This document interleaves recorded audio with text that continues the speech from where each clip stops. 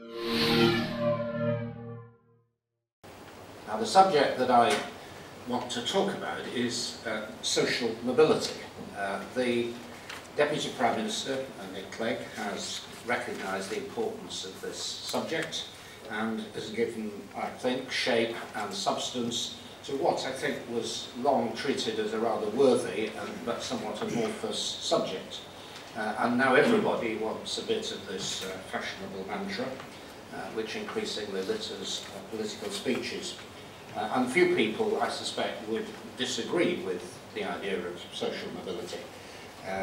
What we have to do is to translate the laudable objectives into concrete reality. Now, the current evidence as we have it is complex and it's sometimes contradictory, but the broad position is quite clear that we have relatively low levels of social mobility in the UK by international standards, and low social mobility compared with the earlier baby boomer generation born in the immediate post-war period.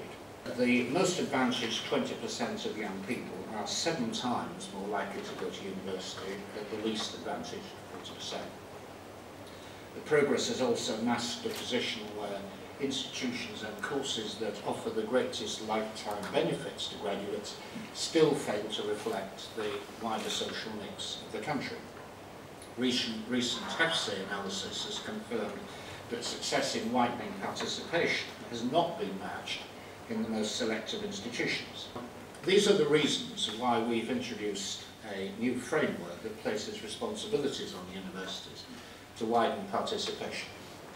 Professor Les Ebden is the new director of the Office of Fair Access, and the organisation has been given additional resources to support as well as challenge institutions.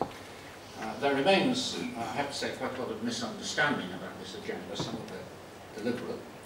There is no question of quotas, and there's no question of universities losing their independence in respect of admissions. This is about encouragement and incentives, it's not about coercion.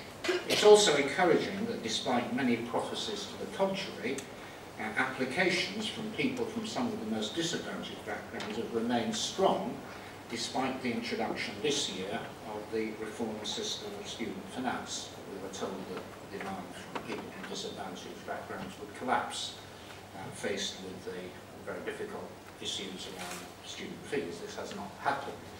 In fact, independent analysis by UCAS shows that the application rate for people from the most disadvantaged backgrounds is holding up, with only a very slight drop of 1/5 of 1%. But too little attention has been paid to the 60% of young people who don't go to university.